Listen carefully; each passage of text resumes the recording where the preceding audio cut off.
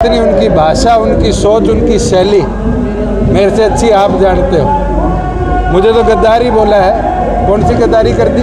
इनेलो की तरह नहीं, जो चुनाव लड़ने से डरती है और कहती है कि भाई इसको हराने के लिए लड़ दो। इसका मतलब तो उनके अंदर दम नहीं है मनोहर लाल को हराने का।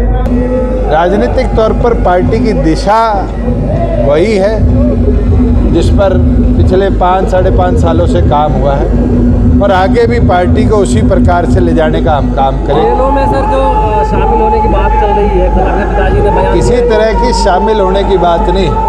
आप जैसे एक पत्रकार साथी ने पूछ लिया कि क्या परिवार एक हो सकता है। डॉक्टर अजय सिंह चौटाला जी ने कह दिया कि उसका पहल कोई करेगा तो घर का मुखिया करेगा, ना मैं कर सकता ना वो कर सकता।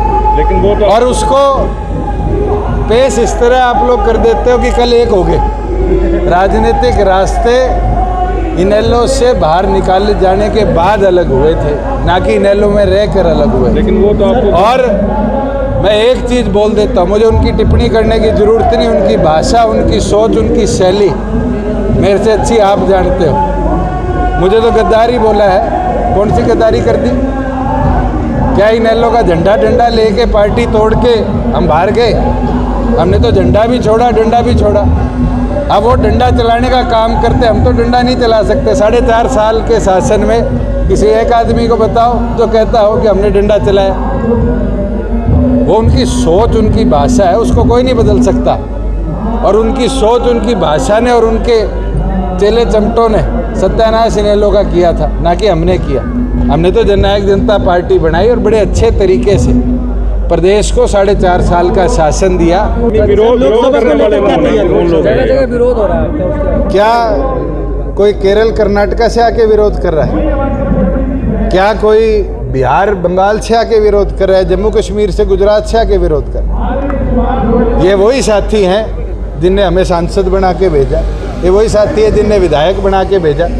आज उनके मन में कोई गिला शिकवा है, वो विरोध करके दूर कर लेंगे, हमारे ही हैं।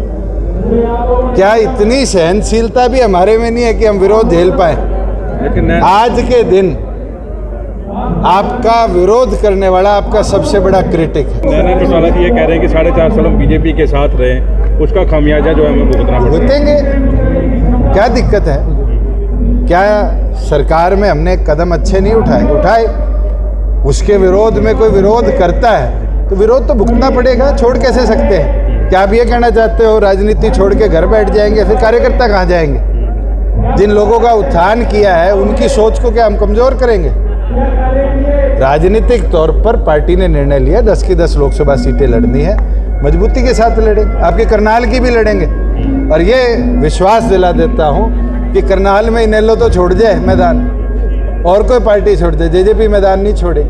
इस चुनाव को लड़ेगी मजबूती के साथ। लेकिन आपके चाचा अभय सिंह ये कह रहे हैं कि सारी पार्टी इकट्ठे होकर मेरा चाचा नॉन सीरियस पॉलिटिशियन है। जिस पार्टी का जन आधार इस बात पे टिक जाता है कि हम चुनाव छोड़ देंगे, उस पार्टी को ये पता है कि उसके 5000 वोट पर लेनी है। आज हमारे रोहतक के अंदर 22,000 वोट आए थे पिछले चुनाव में। मैं ये मानता हूँ उसके 6 गुना से ज़्यादा वोट हम लेंगे।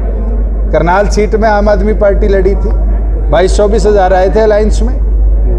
आज के दिन उसके टारगेट को 8-10 गुना कर पार्टी के कार्यकर्ताओं की स्ट्रेंथ दिखानी, ये हमारा टारगेट है। इनेलो की तरह नहीं, जो चुनाव लड़ने से डरती है और कहती है कि भाई इसको हराने के लिए लड़ दो। इसका मतलब तो उनके अंदर दम नहीं है मनोहर लाल को हराने का।